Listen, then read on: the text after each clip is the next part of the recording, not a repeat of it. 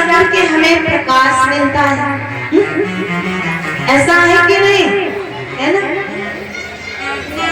कम लगा तो 2-4 और बना लिए, और कम लगा तो हाइड्रोजन जला लिया, और भी अधिक प्रकाश मिल गया।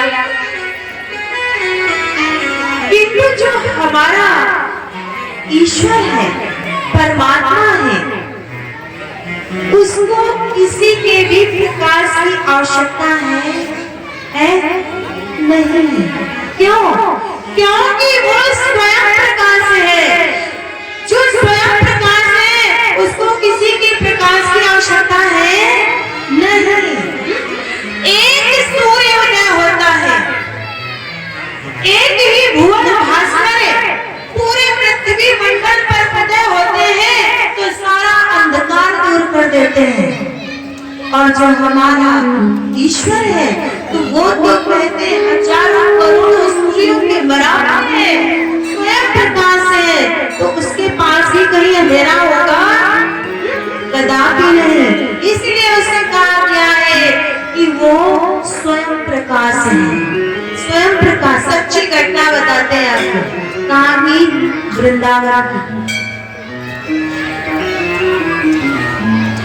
आज भी प्रभु वृंदावन में रास लीला के लिए आते हैं, ऐसा कहते हैं। और जैसे ही सायंकाल की बेला होती है, वहां के पशु पक्षी सब दूर चले जाते हैं, किवाड़ बंद कर दिया जाता है। किंतु कुछ लोगों के मन में ऐसा भी विचार आया कि ये जो बातें लोग कहते हैं सब झूठी है, आडंबर है। तो मन नहीं माना। मैं देखता हूँ, आज परीक्षा करके देखता हूँ, परीक्षा लेता हूँ, भगवान आते भी है कि ऐसे ही। तो जाकर के निधि वन में वृक्षों की कोट में छिप करके बैठे हैं, और जब छिप करके बैठ गए, रात्रि का समय हुआ, तो कहते हैं जब भगवान लीला खेलने के लिए आए तो इतना प्रकाश कि इन आंखों की जो रोशनी है ना, उनका दर्शन करने के लिए कम पड़ गए, फीके पड़ गए, दर्शन ही नहीं कर सकते, अंधे हो गए। और जिन्होंने किया है तो बोलने के लायक नहीं रहे। इतना प्रकाश है, इतना प्रकाश है। तो क्या कहा कि जो हमारा साक्षात परमेश्वर है, हजारों करोड़ों सूर्यों के बराबर है, स्वयं प्रकाश है, उसको किसी के प्रकाश की आवश्यकता नहीं है। तो क्या कहा? वो सत्य स्वरूप है, चित स्वरूप है, और तीसरा आनंद, सत्य चित आनंद, आनंद स्वरूप है। हमें आनंद चाहिए होता है तो आनंद को प्राप्त करने के लिए साधन जुटाने पड़ते हैं। खुशी चाहिए होती है, टूटी झोपड़ी में रहते हैं तो कैसे कैसे करके बहुत परिश्रम करके टूटी झोपड़ी से एक मकान तैयार करते हैं। लेकिन रहते रहते थोड़े दिन के बाद जो खुशी मिलती वो सामान्य हो जाती है। 2-4 महीने, साल भर बाद रहते रहते वो खुशी सामान्य हो जाती है, होती है ना। टूटी चारपाई पर लेटते हैं, खाट पर लेटते हैं, तो अगले को देखते हैं तो मन में भाव जाता है कि अरे देखे ना ये कैसे डबल बेड पे सो रहा है, शीशम की लकड़ी के बने हुए बेड पे सो रहा है, डबल बेड, और कितनी अच्छी सुंदर कारीगरी है इसमें, ऐसा ही मैं करूंगा। करते भी हैं, बनवा भी लेते हैं, तल्ला का गद्दा भी लेकर के आ जाते हैं, और जब लेटते हैं तो बड़ा आनंद आता है, मन जो है ना बड़ा प्रफुल्लित हो जाता है।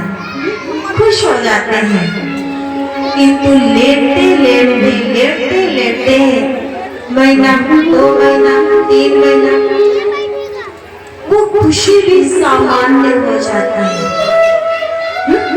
हो जाता है ना। पैदल चलते हैं, साइकिल ले लिया, साइकिल से मोटरसाइकिल, अरे अब मोटरसाइकिल में बहुत दिन जगह 4 पहिया होने चाहिए।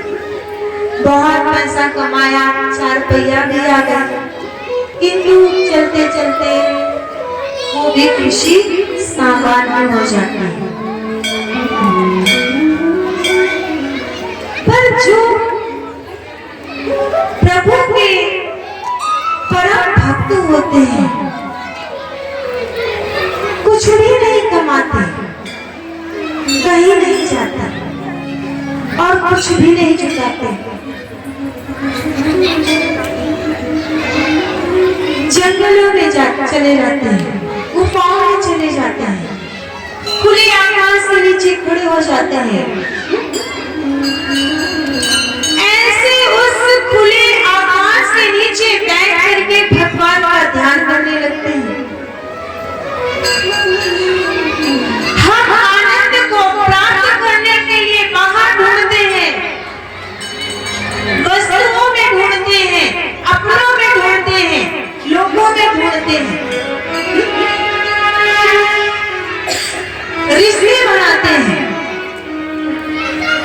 पर फिर भी आनंद सदा नहीं रहता।